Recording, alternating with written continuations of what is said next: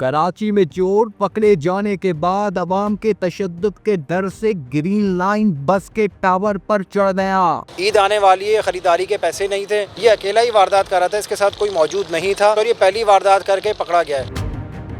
कराची के इलाके district central तैमूरिया थाने की हदूद से एक वीडियो सोशल मीडिया पर वायरल है और ये वीडियो किसी आम शख्स की नहीं बल्कि कराची के 19 साल यंगेस्ट डाकू की है। और ये डाकू आवाम के जंबे गफीर से बचने के लिए एक कराची की BRT ग्रीन लाइन बस के जो है वो टावर पर चढ़ गया और उसने कोशिश की वो आवाम के डर से बच सके।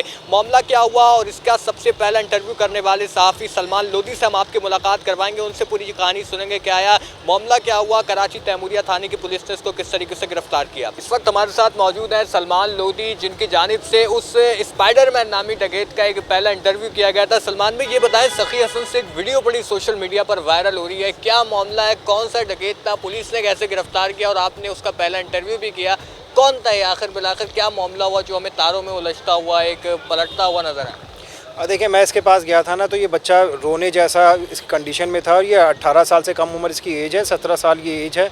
और ये बच्चा ये कहता है, नूर इसका नाम है, ये कहता है कि वो ईद आने वाली है, ख़रीदारी के पैसे नहीं थे, जूते कपड़े नहीं लेना चाहता और ये पहली वारदात करके पकड़ा गया है। अच्छा, पुलिस से मैंने जब तस्दीक की तो पुलिस भी कहती है इसका कोई क्रिमिनल रिकॉर्ड मौजूद नहीं, लेकिन पुलिस का ये भी कहना है कि इस किस्म के नौजवान चलते फिरते लोगों से जो मोबाइल फ़ोन पे बात करते हैं उनसे झपट के मोबाइल फ़ोन चोरी करके चले जाते हैं और उसको फिर स्पेयर पार्ट्स की सूरत में फ़रोख्त कर देते हैं। ये नूर ये कहता है कि उसने जब मोबाइल चोरी किया तो उसको बाइक राइडर ने गिरा दिया था। उसको जब ये खौफ आया कि लोग उसको पकड़ के मार ना दें, क्योंकि इसके पास कोई वेपन था नहीं, छुरी था नहीं, तो ये उसमें ग्रीन लाइन बस के स्टॉप उस पर टावर पे चढ़ गया।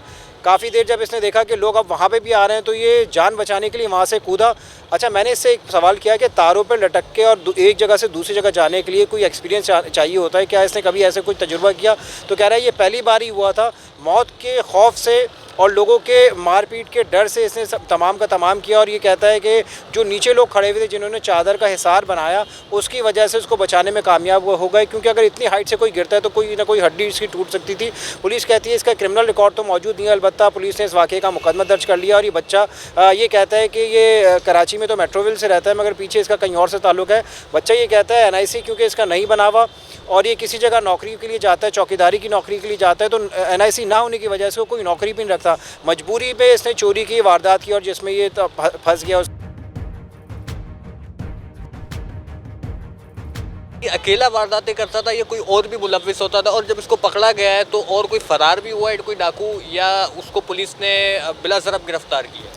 देखिए, सिर्फ ये अकेला ही लड़का था जो मोटरसाइकिल पे, चलती मोटरसाइकिल पे इसने, क्योंकि देखा कराची की इशाराओं पर आपने देखा होगा ऑनलाइन फूड डिलीवरी राइडर हों या दूसरे राइडर जो एक जगह से दूसरी जगह लेके जाते हैं, उनका मोबाइल फ़ोन हाथों में होता है। पुलिस ही कहती है इस तरह के नौजवान जो चलते फिरते सिर्फ देखते हैं, झपटते हैं, मोबाइल लेके चले जाते हैं। ये अकेला ही वारदात कर रहा था, इसके साथ कोई मौजूद नहीं था, क्योंकि जिसके साथ इसने वारदात की थी वो भी कहता है क्योंकि अकेला होने की वजह से उसने भी हिम्मत दिखाकर इसको गिराने में वो कामयाब हो गया। इसके पास कोई वेपन तो मौजूद था ही नहीं, तो पुलिस कहती है कोई गिरोह की सूरत में नहीं, अकेले ही वारदात कर रहा था। अच्छा, जो बाइकिया राइडर था इससे कुछ स्नैचिंग इसने की तो फिर वो रिकवरी हुई या स्नैचिंग नहीं की इसने? देखिए, पुलिस ये कहती है इसके पास से जो मोबाइल फ़ोन मिला था वो उसको बाइकिया राइडर को दे दिया गया है और बाकायदा तौर पर मुकदमा दर्ज कर लिया गया है और उसको भी शामिल उसका भी बयान तफ्तीश में उसका शामिल किया गया है कि इसके साथ ही वारदात हो रही थी। उसका मोबाइल मिल गया है और पुलिस ने इस वाक़े का खुद से मुकदमा दर्ज कर लिया। अच्छा, जब आप तैमूरिया गए थाने तो ये मुझे बताइएगा, थाने में जब आप गए तो पुलिस ने आपको इस बारे में क्या बताया कि उनको कैसे इत्तला मिली? कोई 15 पर कंप्लेन की गई या वो मोबाइल गश्त हो रहा था, कैसे इत्तला मिली और पुलिस वहाँ कैसे पहुँची, चादर वादर जो सारे इंतजाम हुए वहाँ? देखिए, ये पुलिस को मौके पर ये डकैत की इत्तला मिली थी इंटेलिजेंस बुनियादों पर। पुलिस ने उसके बाद जब वहाँ पे पहुँची, क्योंकि उस टाइम तक मुलजिम जो है टावर पर मौजूद था। अच्छा, ख़तरा ये था कि अगर ये गिर जाता या कोई इसको मार के गिरा देता तो ये भी एक अलग मामला बन जाता, क्योंकि इसके पास कोई वेपन था नहीं। कराची में एक और भी चीज़ है कि पुलिस सख्ती इस बारे में भी करती है कि कोई दुश्मनी में भी डकैती करार देकर इनको माजी में लोगों को कत्ल कर दिया जाता है। तो पुलिस को ये शक था कि कहीं ऐसा ना हो कोई दुश्मनी का फैक्टर हो, तो पुलिस की कोशिश थी कि इसको बाहिफाजत उतार लिया जाए। अच्छा, जब ये वहाँ से गिरा है